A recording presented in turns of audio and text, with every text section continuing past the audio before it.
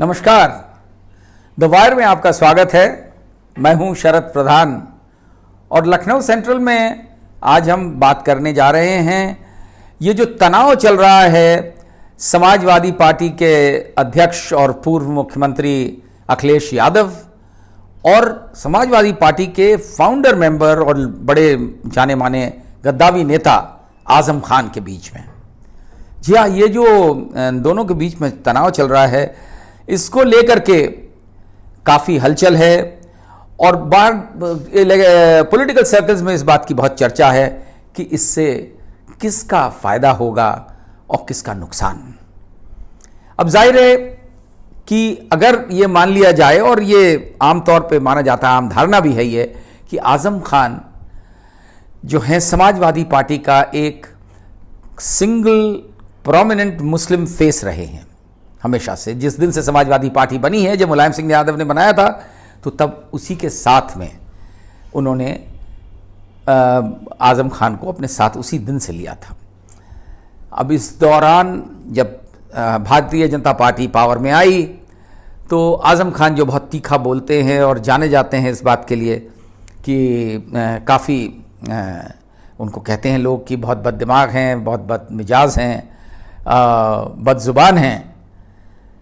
इस वजह से उनके दुश्मन बहुत हैं और ख़ास तौर से बीजेपी में ज़्यादा ही दुश्मन हैं, क्योंकि वो खरी खरी बात कह देते हैं और बीजेपी की जो कम्युनल पॉलिटिक्स है उसके खिलाफ खुल के बोलते रहे हैं। और अलावा उसके बीजेपी को उनसे एक और भी जाहिर है बड़ी पुरानी उनसे एक तरीके से वो कहा जाए तनातनी रही है, वो इस बात पे क्योंकि आजम खान वो शख्स हैं जिन्होंने बाबरी मस्जिद एक्शन कमेटी बनाई थी जब अयोध्या का आंदोलन शुरू हुआ था 80s में। और उन्होंने बाबरी मस्जिद एक्शन कमेटी सीधे अलीगढ़ मुस्लिम यूनिवर्सिटी के स्टूडेंट्स यूनियन की प्रेसिडेंटशिप के बाद वो इसमें उतर आए थे। तो एक तरीके से लार्जर पिक्चर बन गई उनकी, और वो बन गया कि एक तरीके के रिप्रेजेंटेटिव वॉइस मस्जिद के बिहाफ पे, यानी बाबरी मस्जिद के बिहाफ पे। और 92 के जब डिमोलिश हो गई बाबरी मस्जिद तो और ज़्यादा वो मुखर हो गए, शायद यही थे और ज़्यादा हो गए। बहरहाल जब योगी आदित्यनाथ की सरकार बनी तो उस टाइम से जिस तरह मुखालफत करते थे आजम खान, तो उसका जवाब वहीं से शुरू हो गया। उनके खिलाफ एक के बाद एक केसेस, क्रिमिनल सिविल सूट्स लाद दिए गए। अल्टीमेटली लगभग 87 या 89 केसेस में उनको बुक करके जेल भेज दिया गया। 27 महीने जेल में रहने के बाद वो अभी इसी पिछले हफ्ते जेल से छूटे। इस बीच में जेल के उनके टर्म के दौरान बहुत से लोग उनको विजिट करने गए, और ख़ासतौर से जब ये मालूम पड़ने लगा कि अब उनको बेल मिल ही जाएगी, क्योंकि उनको बेल भी नहीं मिल रही थी।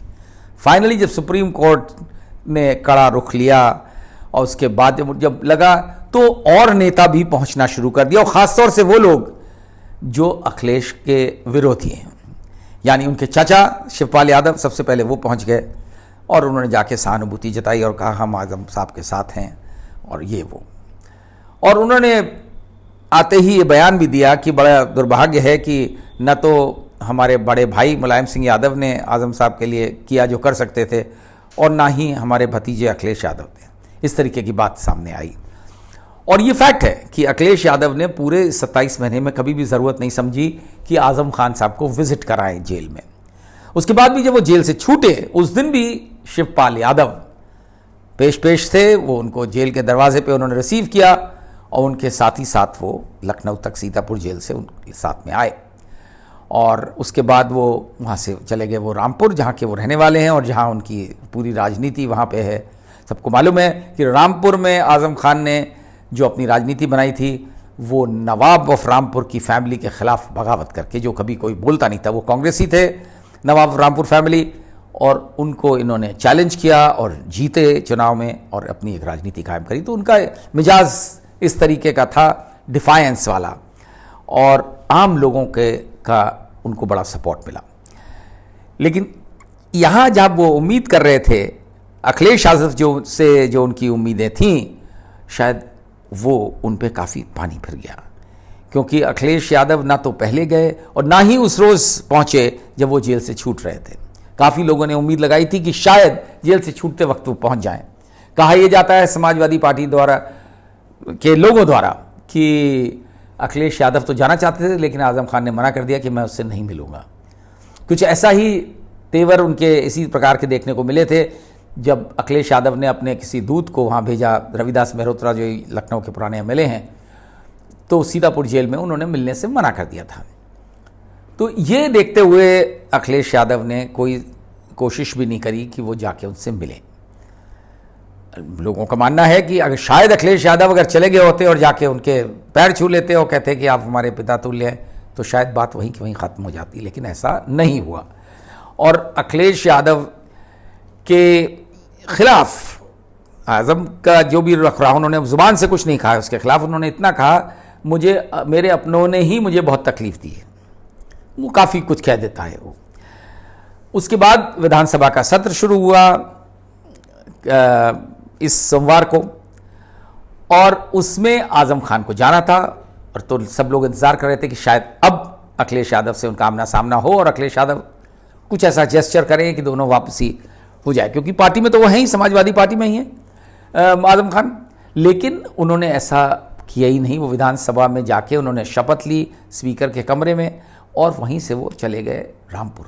लेकिन इंडिकेशन उन्होंने दे दिया, उनके बेटे अब्दुल्ला आज़म, जो कि रामपुर से ही लगी हुई कॉन्स्टिट्यूएंसी है स्वार, वहाँ से एमएलए बने हैं समाजवादी पार्टी के, वो बाकायदा बैठे विधानसभा में और शिवपाल यादव के साथ बैठे। शिवपाल यादव आप जानते हैं एक अलग पार्टी बना चुके हैं, हालांकि टिकट वो समाजवादी पार्टी से ही जीते थे, लेकिन उन्होंने एक अपनी अलग प्रगतिशील समाजवादी पार्टी बना रखी है। उस वक्त से, जब से उनके अखिलेश से डिफरेंसेस बड़े थे, डिफरेंसेस तो पुराने हैं, जब अखिलेश यादव चीफ मिनिस्टर बने थे तभी से हो गए थे।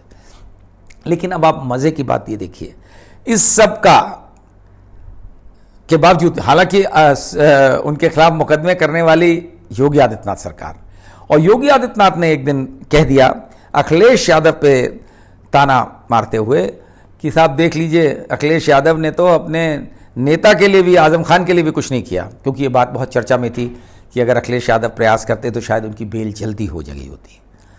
दूसरी तरफ अखिलेश यादव के लोग ये कहते हैं कि नहीं, उन्होंने पूरी लीगल एड दी जो एक पार्टी के नेता को देनी चाहिए। अब आज़म खान और एक ऑर्डिनरी पार्टी के नेता में तो फ़र्क है। तो ये माना जाता है कि ये सब मानते हैं कि उनका जो एटीट्यूड रहा वो इस तरीके का रहा। कुछ लोगों का मानना ये था कि शायद इस वजह से कि उनको ये लगता था कि अगर ज़्यादा आज़म खान की बात करेंगे तो हिंदू वोटर उनका नाराज़ हो जाएगा। शायद उनको ये एहसास नहीं हुआ कि वो हिंदू वोटर जिसको वो टैप करने का प्रयास कर रहे हैं, वो उनके साथ कभी भी नहीं, वो तो बीजेपी का वोटर है जो उस तरीके का हार्डलाइनर हिंदू है। तो फिर किसके लिए ये कर रहे थे? आप मुस्लिम पॉलिटिक्स की वजह से आप यहाँ तक पहुँचे हैं। 47 सीट से अगर 125 पे आप पहुँचे हैं तो वो भी इसी कारण पहुँचे हैं कि एक बल्क में आपको मुस्लिम वोट इस 2022 के चुनाव में भी मिला है। लेकिन अगर आप कतराएंगे उन्हीं के इश्यूज़, और आज़म खान जो कि एक रिप्रेजेंटेटिव फेस हैं मुस्लिम्स का, उनको आप निगलेक्ट करके नुकसान ही होना है। और ऐसे माहौल में जब योगी आदित्यनाथ जैसे व्यक्ति ये कह रहे हैं कि देख लीजिए अखिलेश यादव ने तो अपने नेता के लिए भी कुछ नहीं किया। अरे भाई, तो अगर आपको ही करना था तो आपने इतने सारे केसेस किए, और केसेस भी किस किस्म के हैं? उसमें मुर्गी चोरी भी है, और बकरा चोरी भी है, और साइकिल चोरी भी है। इस तरीके के भी मुकदमे हैं। मैं उस डिटेल में नहीं जाना चाहता हूं कि किस तमाम उनके खिलाफ चार्जेस बनाए गए हैं, वो तो कोर्ट तय करेगा। लेकिन ये माना जाता है कि उन्होंने एक यूनिवर्सिटी जो बनाई, जौहर यूनिवर्सिटी, जौहर थे वो, बड़ा उनका रोल था फ्रीडम मूवमेंट में, उनके नाम पे उन्होंने वहीं के रहने वाले थे, वहाँ उनके नाम पे यूनिवर्सिटी बनाई, और उसके वो खुद चांसलर बन गए। और उसमें जो तमाम ज़मीन ली गई उसके लिए, उसमें उनको लैंड ग्रैबिंग में उनके नाम कर दी गई, लैंड ग्रैबिंग का केस। ये माना जाता है मेजर केस वो यही है। तो बाकी तो तमाम तरीके के केसेस, जब आप किसी के पीछे पड़ जाइए तो केसेस की कोई लिमिट नहीं होती है। बहरहाल, लेकिन आज की इस सूरत में जब एक मुस्लिम तबका इस बात को देख रहा है, और काफ़ी इस बात पे अब चर्चा भी होने लगी मुस्लिम सर्कल्स में कि अखिलेश यादव क्यों कतराते हैं आज़म खान को की तरफ खड़े होने, साथ खड़े होने में। स्टेटमेंट दे देना, ट्वीट कर देना इज़ नॉट इनफ, उनका मानना ये है।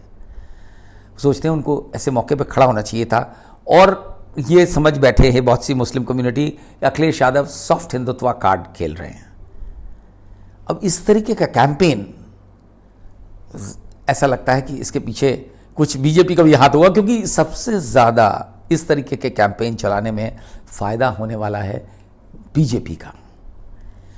क्योंकि मुस्लिम वोट, अगर मुस्लिम्स में नाराज़गी हो जाएगी, चाहे वो आज़म खान की वजह से हो, चाहे वो और इश्यूज़, मुस्लिम इश्यूज़ पे हो, जो तमाम मुस्लिम्स को टारगेट किया गया है इस सरकार के दौरान, और उस पर भी अखिलेश यादव ने, वो चाहे वो CAA के ज़रिए से हो, चाहे वो और तमाम इकोनॉमिक इश्यूज़ हैं जहां उनके साथ हो। बीजेपी कहने को तो ये कहती है देखिए हम डिस्क्रिमिनेट नहीं करते, हम गैस सिलेंडर बांटे तो सबको बांटे, मकान बांटे तो सबको बांटे, कोई मुसलमानों के साथ डिस्क्रिमिनेट, लेकिन वो ढूंढते हैं तो तमाम लिंचिंग केसेस हुए हैं, तमाम फॉल्स एक्यूजेशंस हुए हैं, गाय मार देने के, उसमें भी मार दिए गए लोग। तो कहीं पे भी अखिलेश यादव ज़रा विड्रॉन से रहते हैं। ये लेकर के मुस्लिम्स में ये धारणा बन गई है कि अखिलेश यादव मुखर होकर के मुसलमानों के लिए खड़े नहीं हो रहे हैं, केवल उनको वोट चाहिए। और शायद वो ये सोचने लगे हैं कि वो मुस्लिम्स को फॉर ग्रांटेड ले रहे हैं। ये मैंने कई मुसलमानों से सुना कि अगर वो सोच रहे हैं कि ये मुसलमानों को फॉर ग्रांटेड ले रहे हैं तो बड़ी गलतफहमी है। तो ये अखिलेश यादव को सोचना पड़ेगा कि ऐसी सिचुएशन नहीं आनी चाहिए। किसी तरीके से ये मैसेजिंग गई कि आप मुसलमानों के लिए खड़े होने में कतराते हैं, आपको सिर्फ उनका वोट चाहिए, तो मामला बिगड़ सकता है। क्योंकि यहाँ और भी प्लेयर्स हैं, ख़ासतौर से AIMIM के चीफ असदुद्दीन ओवैसी, जो ये ऑलरेडी फैलाने में काफ़ी कारगर हो चुके हैं कि देखिए साहब, आपका तो रहनुमा सिर्फ मैं ही हूँ मुसलमानों की बात करने वाला। हालांकि उनके बारे में पिछले चुनाव में यही धारणा बनी रही कि वो बीजेपी की टीम B हैं और बीजेपी के कहने पे कर रहे हैं, जिससे कि मुसलमानों का वोट डिवाइड हो जाए। और मुसलमानों का वोट जब डिवाइड होता है तो फ़ायदा किसका होता है? बीजेपी का।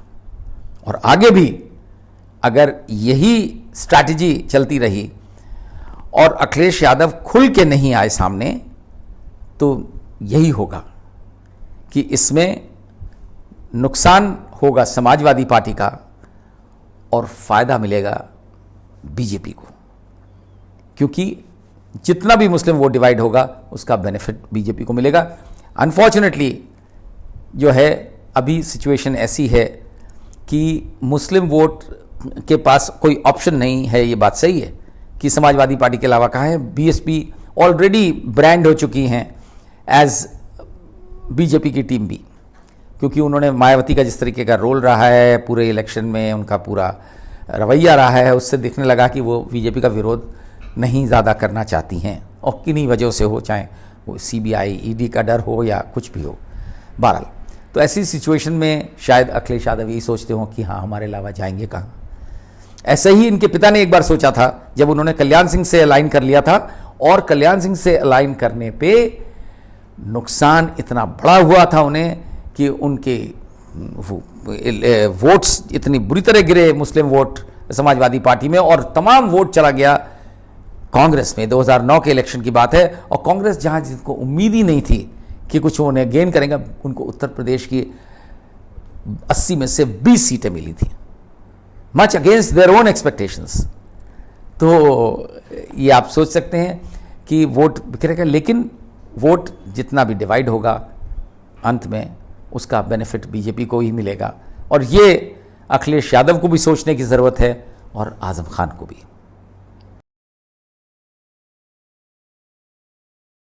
Get a sneak peek of exclusive content before everyone else. For channel members only. Memberships start at ₹89. Hit the join button below.